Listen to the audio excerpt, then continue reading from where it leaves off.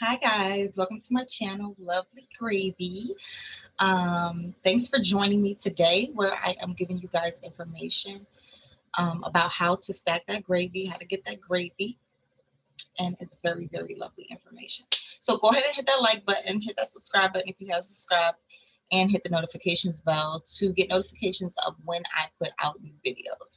All right, let's get into today's video. I am going to talk to you guys about manifestation, law of attraction, and how I manifested $35,000 and how you can make law of attraction work for you too. So for those of you who are saying law of attraction is a hoax, it's a joke, it's a trick, it's a game, it doesn't work, you're wrong. It's not working because you're saying it doesn't work, because of your disbelief in it. And so that's why it's not working for you. But I'm going to tell you guys how I was able to manifest a large $35,000 check, $35,000 in one check, and how I'm able to continually manifest large sums of money throughout in my life now today. So basically, and I'm gonna keep a simple type of person, so I'm gonna get straight to the point. Um, this happened about 2 years ago. I was working for a large warehousing company. I won't name their name, but you'll know who they are because I'm going to give you a hint right now. They're the first large warehouse to increase their minimum wage across the entire nation to $15 an hour. So that gives you guys a huge hint as to the warehousing company that I work for. And that's the major reason why I even applied for a job for them, because that was the minimum wage. And I was like, okay, let's go, let's do it. So what ended up happening was I started with them in like late September, early October. And okay, so yeah, so I was working, doing the 40 hours a week. I was working 4 10s. My schedule was Sunday through Thursday. It was like bomb, 10 hours a day, 4 days a week. Sunday through Thursday. I had Friday and Saturday off every week. It was like bomb. And this company has great benefits. Like, and I'm going to get to the benefits in a minute. The benefits was what was able to help me to actually manifest this money. But after you work 40 hours for this company, they automatically have a certain amount of benefits that you qualify for that you don't have to pay for out of your paycheck. You already have these benefits, including stocks, and they have a lot of great benefits with this company, I'm going to say. So what ended up happening was when the Christmas holiday season came around, November, December, this company has mandatory overtime. It's not voluntary. They put it on your schedule, and if you don't come in, you get attendance points. So that's what I call mandatory overtime. So yeah, we had mandatory overtime, and I have a condition, or so they say I have a condition called scoliosis, where I have like this minor spinal cord, curve in the back of my spinal cord. It's not like, Hunchback of Notre Dame. I don't have a hunchback or anything like that. Obviously, you guys can see I don't have a hunchback, but I do have a minor curve in my spinal cord. So it's not straight up and down. It's kind of like this a little bit. It's curved. So because of that condition, it was just really weighing on me. Like, guys, and I'm a worker. Like, all the jobs I've had, I've been the one doing the work. I'm the one, they look to me and they say, oh, we know she's gonna get it done. We know she's gonna do it. I've even worked jobs where like the people on the shift before me would know I'm working. Oh, she's working, so we just gonna leave the work because we know she'll do it, which is effed up, it's messed up, but that's the type of person I was and still am. That's the type of work ethic that I have. So basically, what ended up happening was they sent me to this line during overtime, during OT. They sent me to now mind you, let me go back a little bit, rewind. Mind you, my regular 40 hours was already causing enough stress on my body. It was very strenuous on my body. I was coming home, sore feet, having to soak my feet, and all kinds of crazy stuff, like ankles swollen, all kinds of crazy stuff going on. Like, because, honey, they had me on a truck one time, unloading a daggone truck. They don't care if you're a female or a male at this large warehouse employer. They're going to push you wherever they got a need for a body. Anyway, moving along. So they put me on this line called the BOD line. Okay. BOD, on the BOD line is packages anywhere from 35 to 49 pounds, which they claim is a one-person lift. One person for 10 hours straight is lifting boxes that could be as heavy as 35 to 49 pounds. How's that healthy? How is that healthy on anybody's body? Anyway, so obviously the BOD was getting to me. Like the BOD line was getting to me. Like, and I'm not even this type of person, but there's these types of people that work in this type of large warehouse that slip through the cracks all the time. But I was doing, sis and bro, like when I tell y'all, I was walking off the line, taking extended bathroom breaks, walking around the 1 million square foot warehouse while I'm supposed to be on this line, granted, because I kept telling the supervisors and the line leads that, hey, this is too, hey, I feel like I'm about to pass out. Like this, I feel like I have like a boulder on my shoulders. I have scoliosis and I'm turning around showing them my back, showing them the little curvature, and showing them that I have a medical condition and I can't be doing this 35 to 45 lift. I can't be doing this. Okay, so mind you, they have another line that they could have put me on, like my normal line. Sometimes we got heavy stuff, especially when like the dog food and stuff came down. It was just like, God, you better hope you have a spot in the front of that line so you can pick and choose what you want to put in your crate or what you don't want to put in your crate. But anyway, so where was I at? Okay, so BOD line, yeah, it was just doing too much for me. Like, it was just too much. So, you know, I'm trying to tell the line leads and stuff, they don't care. They don't care. They don't care. So I went and told my super, I went and spoke. That was one, I got through it one day by just walking off the line periodically or whatever. The second day they put me on BOD, I clocked out early. I used some of my PTO and I clocked out early. I was like, I'm not doing this. And I didn't even tell the line lead I was leaving. I didn't, because I had told the line lead earlier, please don't put me on this particular line. Put me on another line, please, like anything. Send me anywhere else. Don't have me right here. Well, there's another spot in the warehouse that's bad too that I wouldn't want them sending me to. But I asked them not to send me there. I was trained to do the lifts. So put me on a lift. Put me on a forklift. Let me do that. Put me somewhere else. Don't put me over here with this 35 to 49 pound stuff. And I'm telling y'all, I got health issues. So that second day, I ended up clocking out. Didn't even tell sis, the line leader, I was leaving. Walked off the line and clocked out and put in my PTO right there at the front computer. Put in my PTO and walked out. Y'all not gonna play with me. So third day, I was coming in the back. This wasn't the third day of OT. This was again the first day of the next week of me actually working. They decide they want to throw me on BOD again. Okay, so y'all playing these games? Okay, cool. So I went to my manager and I explained the situation to her. She had me go to this other line for the rest of the day, but she did tell me that I had to get a doctor's note. And that this was a setup. She was trying to sit me. I don't know if she was doing this on purpose, but this was a setup for failure. But thank God that I believe in myself and I believe in a higher power. And I believe that I have dominion over all things, seen and unseen.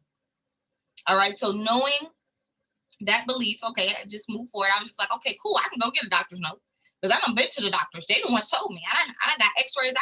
I can go anywhere you need. This I can go and get the doctor to put me on some restrictions, because that's what she said. I'm gonna need the doctor's note. The doctor's gonna have to put me on a specific amount of restrictions in order for them to move me to a different part of the warehouse. Because I asked her to move me to this part of the warehouse where they intentionally put women that are pregnant and elderly people, because it's small things like perfume, lipstick, small stuff like that you're literally, you walk around pushing a cart with a bin in it and you're putting the stuff from the shelf to the bin, and it's tiny stuff. I'm talking about small stuff, packs of pens and pencils, stuff like that people are ordering.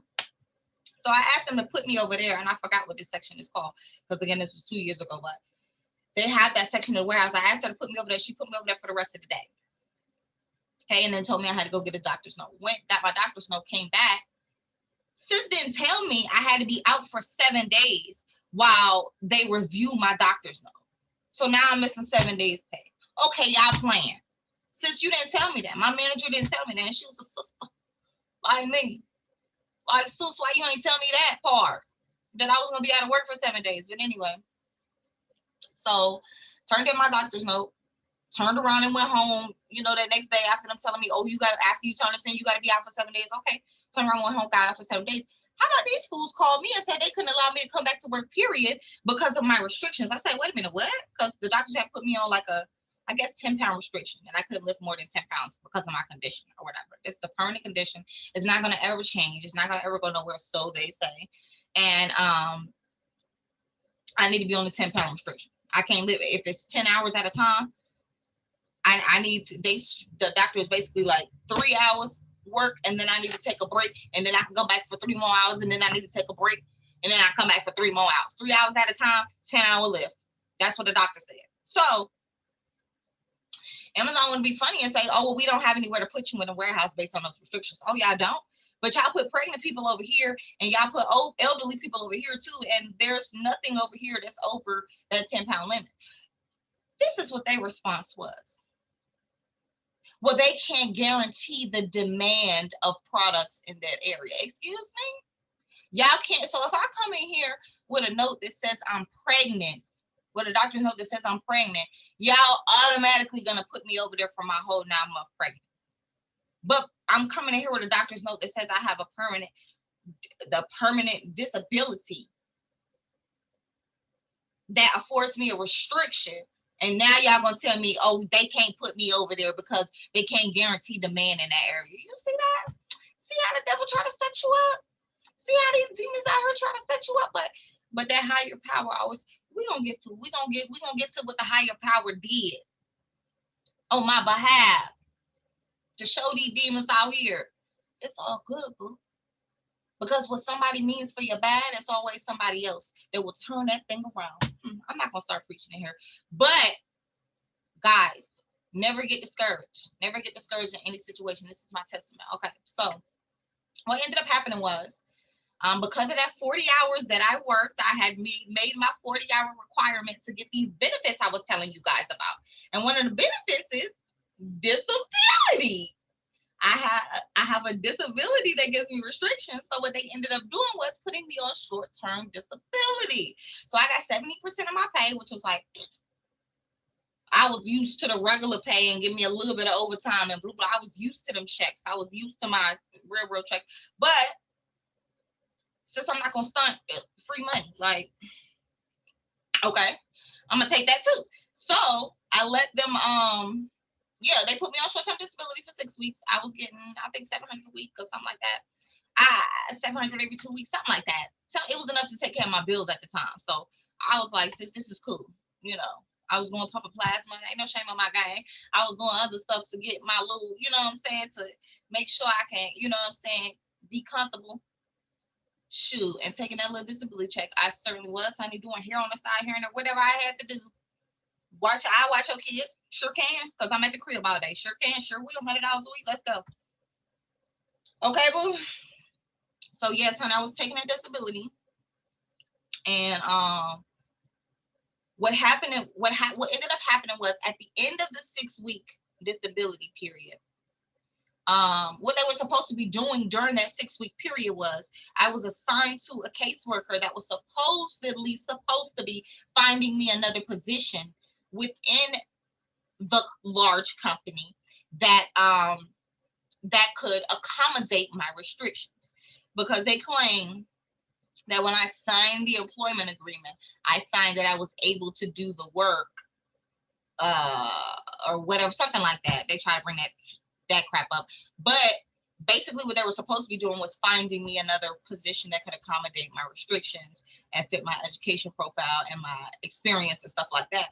And I had a lot of customer service experience. I had a lot of that experience, and they have customer service work from home positions with this large company as well. However, they claim they couldn't find any for me within the 6-week period. They couldn't find any of those positions for me. So what ended up happening after the 6 weeks, I think it was like a week or two in between, I had to end.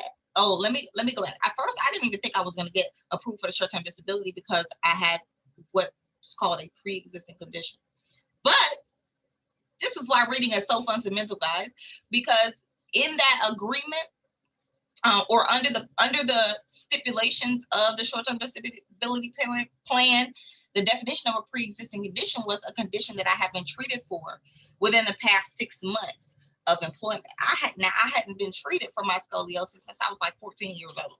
They told me I had it. They told me the remedy for it was rods and cones surgery, and I said, "Excuse me, the Most High created me." Created everything in me. And y'all gonna tell me y'all gonna put something artificial in me that the Most High didn't create to go inside me? Some damn rod, excuse my French, some rods and cones? Now I did, mind you, I did research. I've talked to people who had the surgery and they have experienced problems down the line in life. I've also reached out to people who did not have the surgery and just accepted scoliosis, and they also had back problems later on in life. So it was to me, it was like either way, if I get the surgery or I don't get the surgery, I'm still potentially going to have back problems later on in life. I also was talking to a lot of chiropractors, and they were telling me, don't do it. Because with scoliosis, even in your older years, a chiropractor is still able to do things for you to help alleviate that pain and to try to help reverse that. But when you get those rods and cones, that chiropractor can't do nothing for you. There's a foreign agent they trying to put in your body. So Sis made an educated decision based on the research, and I asked the physicians. This is what I said. I asked the physicians who are practicing medicine. Think about that for a minute. Practicing medicine. I asked the physicians who are practicing medicine, oh, well, what's the cause of scoliosis? What's the cause of it? Because I didn't know anybody in my family that had it. I have an aunt that had multiple sclerosis, but no one in my family had scoliosis. So, or kyphosis or lordosis, any of those three osises. Okay. So, their response to me was, well, we don't know. We think it's genetic, but we don't know for sure. So, you physicians that are practicing medicine are telling me you don't know the cause of this disorder in my body, yet you have a remedy for it. You have a solution for it. You want to put some foreign agents in my body, yet you don't know the cause. How can I solve a problem if I don't know what the cause of the problem is? And I was 14 back then. But I was wise enough to know that you trying to solve a problem that you don't know what the root cause of it is. Now that's why I'm good. So fast forward, that was the last time I had even sought treatment for it. Because y'all telling me I gotta have surgery, I'm good, Sway. Y'all telling me I'm gonna walk around wearing this back brace and I'm in high school? No, I'm good, Sway. I'm not walking around wearing no back brace. I'm good. It doesn't bother me. Like, the only reason we were there at the doctor is because my mom, she's a beautician, so she was doing my hair one day, and she noticed that I had an abnormal curve in my back. She noticed it, so we went to the doctor to go get it checked out. But my mom wanted me to get the surgery, and I was like, no, I'm not going under the knife. These fools that's practicing medicine can't tell me what the cause of this is. So, I mean, the only one that's going to heal me from this is the Most High that actually created my body. And if they didn't create my body, you know what? I'm going to opt out of them putting a foreign agent in me. So, fast forward 15 years later or so, something like that, working at this large warehouse employer. And back to what I was talking about. Okay, so they had already sent me home for 7 days.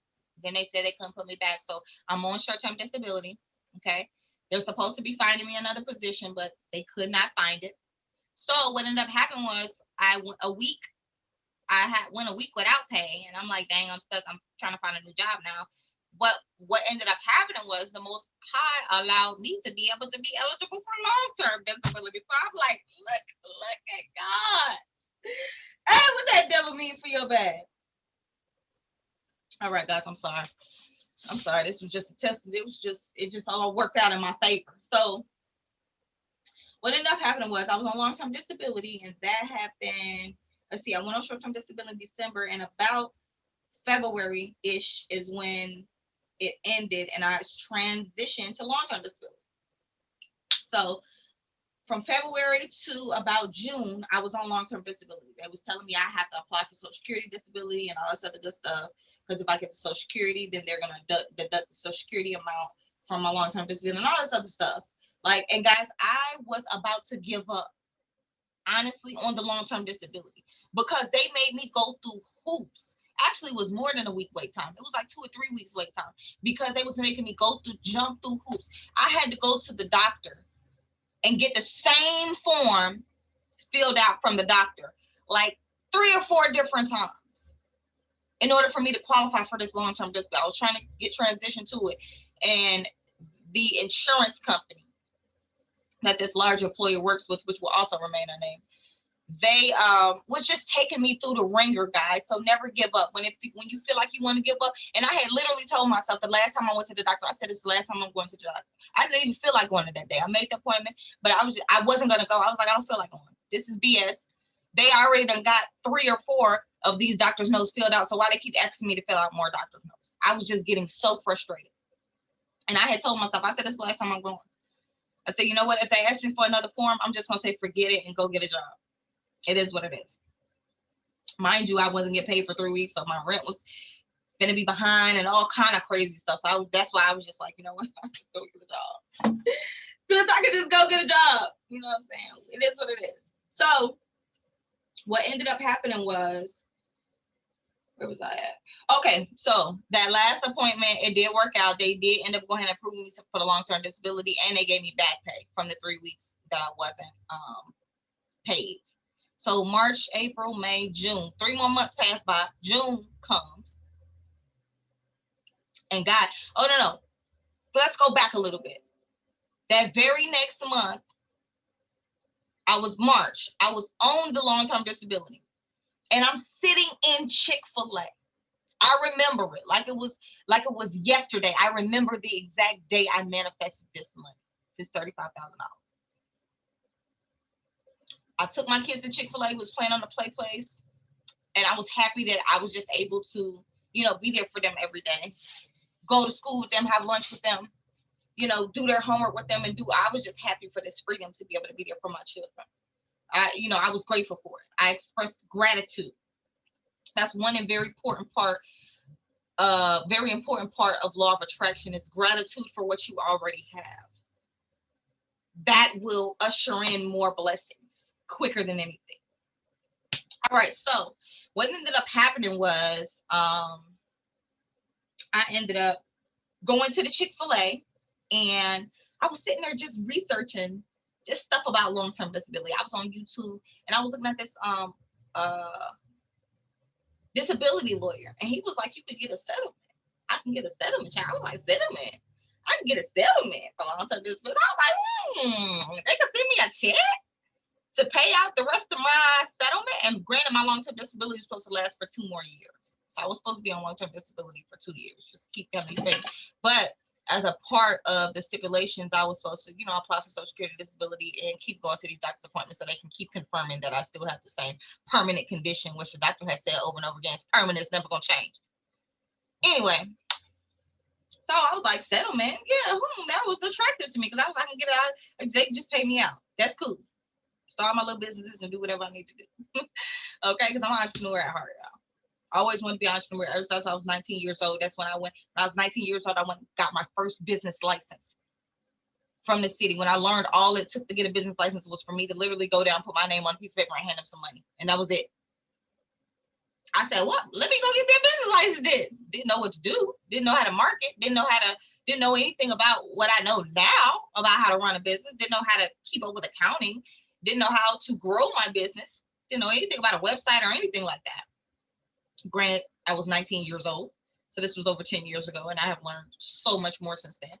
But so I was like, yeah, shoot, let me get a settlement. Shoot. And I'm thinking in my head, right? Shoot, yeah. So I did some more research, and the research I found has said that you would have to at least have been on long-term disability for a year or something like that in order to even qualify for a settlement. So I was like, ooh, or 24 months or something like that. I think it was 24 months. That's what another disability lawyer said on the Law Channel. So I was like, okay, well, maybe I don't qualify for it, but you know what? It'll be because I was calculating how much was left in my policy. I was like, $30,000 is left for what they owe me from, the monthly payments. I was calculating. I was like, but I get a check for $30,000. I already had that number in my head from calculating from when I first discovered that I could get a settlement check. Okay. I had that number in my head at 30,000. It was 30-something thousand. I don't know the number that I calculated, but it was 30-something thousand. All right. And so I was just like, in that moment, I was excited. I remember myself being so excited about just the thought of getting a $30,000 check in my hand from a settlement from this long-term disability that I was not even trying to get on. But I was just so blessed that the Most High took this situation where these people were putting my health in harm's way and turned it into something that actually worked out for me. The Most High said, you know what? Sit down, take a break. Sit down, take a break. These people telling you keep working and ruin your health. I'm telling you, sit down, take a break. And when the Most High say something, come on. No man can go against that. Because if God be for you, who can be against you, guys? And I'm not even religious. I'm spiritual. I'm not religious, but I'm telling you, when the Most High say something, when he knock his gavel, the only true judge, when he knocked that gavel, it's a wrap. All right, so back to the settlement. I'm getting to it, guys. So so I had the 35 in my head, and then I found out that I couldn't get it. Granted, this was in March. Found out that I couldn't get it, so I was like, it was a nice thought though, but I was still happy. I remember leaving there still happy, still grateful for the fact that I got to spend every day with my children. I got to go up to school 3 to 4 times a week and have lunch with them to see what was going on with the teachers. I got to make myself known as a presence. I was just happy that I got to do that I had that opportunity, and I was blessed and I was grateful each and every day. There were some times where I was down and all that other good stuff, but gratefulness was the main feeling that I had about my financial situation at that time. I was just so grateful, and that's important. Just stay grateful in anything. So what ended up happening was, fast forward March, April, May, June. Fast forward 3 months later down the line, I'm in my living room, guys. I'm in my living room. I think I was sitting on a couch or walking out of my room into the living room. So I just remember being in the living room. I was standing up. I got a call, and I knew it was my caseworker, or whatever you call them, my case manager for my disability claim. I knew it was her because I had her number on speed dial. I knew it was her. So I answered, and I'm like, what do this fool? What does she want now? Because they was getting my nerves with these requirements. I got to do this. I got to do that. I got to go apply for Social Security benefits. I got to go see this doctor. I got to go see another doctor. But it was a headache being on that disability. But the Most High, he looked out. So she called me out the blue 3 months later. Granted, I had only been on long-term disability for February, March, April, May, June, for about 5 months. Not that 24 months that lawyer had said. She called me out the blue, and she said, blah, blah, blah, blah. I ain't hear. She was saying something. The manager was looking over something, and we're trying to do something, and blah, blah, blah. I don't even know what she said. All she said was, we just want to know, do you want to settle out your claim for $35,000? And I said, what? I remember myself asking her, I said, what? Wait a minute, run that by me again. What are you asking me? Well, we want to know, do you want to, instead of you continuing to get the payments every month, do you just want to go ahead and settle out this claim for $35,000 and some change or whatever? And I was like, shut up. Like, I said that. I was like, shut up. was like, yes, yes, yes. I said yes so many times that I laid on the phone. She was like, what? And just the process started. And I couldn't believe it until she sent me the paperwork. I signed off the contract. I sent that thing back, and probably within 2 weeks from that phone conversation, I had a check that had came in the mail in my name for $35,000 and some change from this insurance company. When I say believe and be grateful, believe that you're, because at that moment at Chick-fil-A, what I did was that I believed that I was entitled to it. It was simply because of what I saw of a YouTube video that, hey, you can get a settlement check. That actually made me believe that I could get it. Because somebody else said it, a lawyer said it. So I was like, hey, there's the belief. The belief built up in me at that moment. I can get this $35,000 check. And I calculated what they owed me. It was left in my settlement. So I fully believed that I could get it. And even when I saw something else that contradicted this, I had to be on and on 24 months. I don't think my belief that I could get it went away. I just think that I felt like at that point I wasn't going to try to initiate it. Oh, well, there's no point of trying to initiate it now. But it's nice to know that I could possibly get it. Nice to know.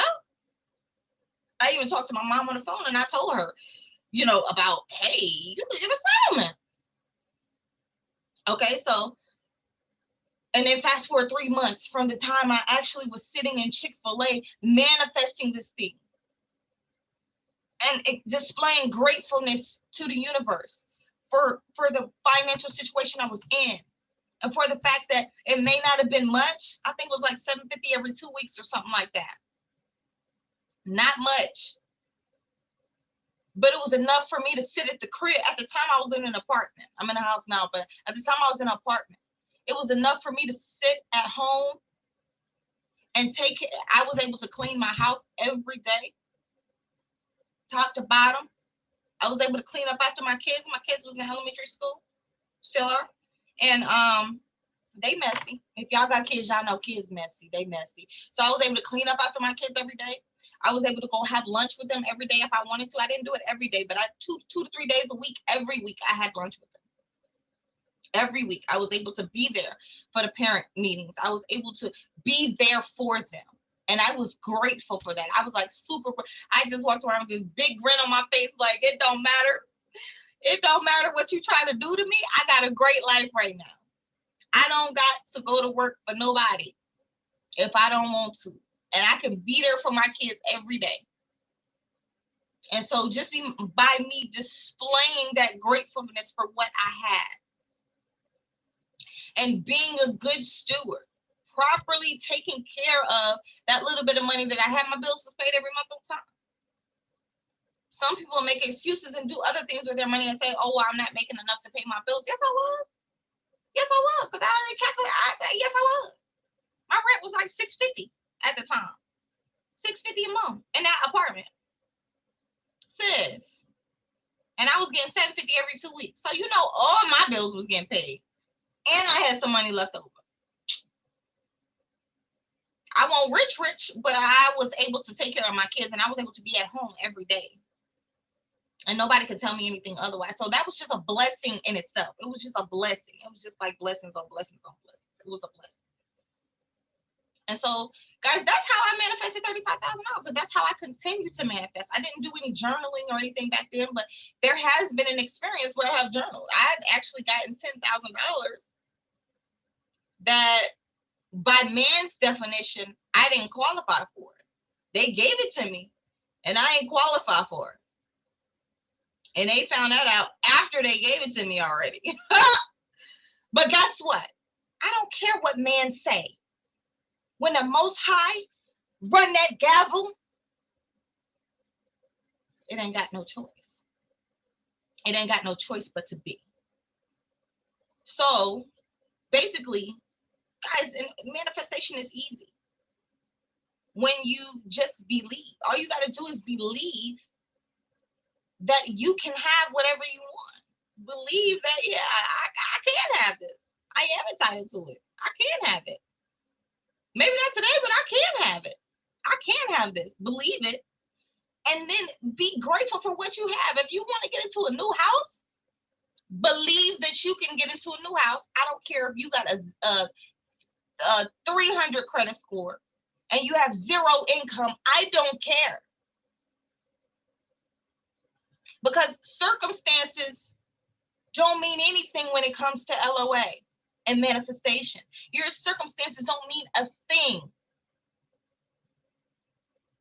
Because law of attraction will position things for you to happen in your favor without you even realizing what's going on.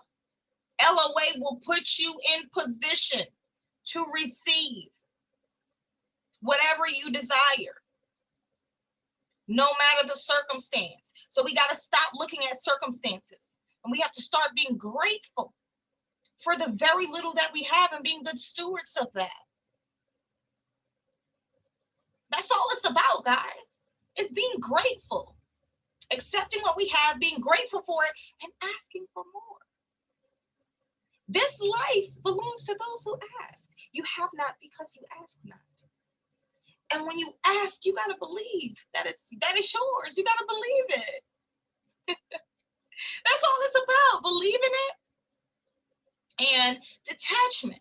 Detachment is important. I didn't realize I was detaching from the situation by looking at that other video that said I had to be on disability for at least 24 months to get it. Then I detached myself from it. I said, okay, I'm not going to sweat this. I'm not going to pursue it. Even though I know I could get this, I'm not going to pursue it. So I detached myself from it, still in the knowledge that I could get it somehow, whether I had to wait 24 months or not. I could still get this. I still was in the knowledge, but I detached myself from it by saying, I'm not going to pursue it. But it was a nice thought. It's nice to know that I could get it. That's a nice thought. And then I went on about life and carried on in gratefulness, in the gratefulness of what it is that I already had. It's this book that I recommend that you guys read. Give me a second to see if I can find this book. It's a great book. Got too many books. Oh, here it is.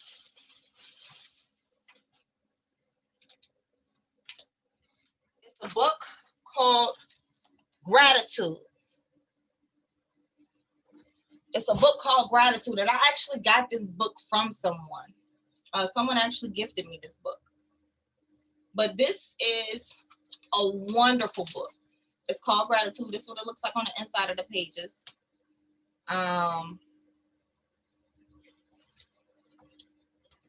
Let's see who the author of this is, because I don't know off top.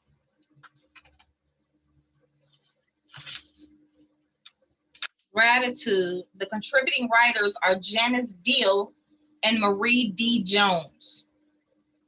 Janice Deal, or Janice, Janice, Deal, Deal, and Marie, Marie, D like dog, Jones, Jones.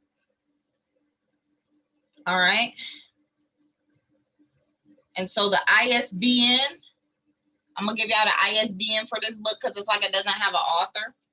It doesn't say anything about an author, but this book will change your situation, because this is one of the greatest laws of attraction and manifestation. This one word right here. Get this book, guys. It will change your financial life. It'll change your love. It'll change whatever situation you're struggling with right now. If you come at that situation from this angle, from an angle of gratitude,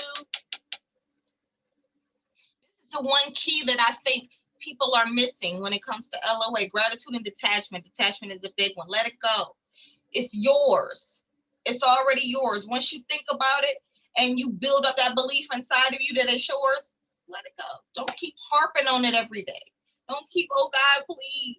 Oh God, please. Oh God, why am I not getting on? Keep thinking about it. Move on about life. Go on about life. It's a wrap. All right, gratitude. Get this book. Be grateful always for everything that you have. And that's what allows you to get more. That will allow your cup to run over. All right, guys, if you enjoyed this video, please hit the like button, hit the subscribe button, definitely hit the notifications bell so that you can see when the next time I'm coming out with a lovely video. Thank you guys so much for watching and staying tuned with me here today. And don't forget to comment and share this video. Join the lovely Gravy crew by simply subscribing. That's all you got to do. And work on that manifestation, guys. I hope everybody manifests whatever they want in life. All right? If you need help also, I am also a life coach, certified. Where we at? Certified right there. Certified life coach by a recognized credentialing organization, right? So it's an actual credential through a regulatory body. Which one is it? Okay, anyway. And what I do is I help people to map out a 6-week plan to reach their goals, and I help you to reach those goals too. I'm your accountability partner as well. So that's basically what I do is I help people map out a 6-week plan to complete their goals, whether it's to start a business, whether it's to get a new job, whatever it may be what you want to do, get a car, get a house, whatever. I help people to map out a 6-week plan and then to carry out that 6-week plan as well. So if you need help with goal planning and execution, you can send me an email at thelovelylifecoach@gmail.com. It'll be in the description as well. Thank you guys again so much for watching, and I hope you guys have a lovely life. Bye now.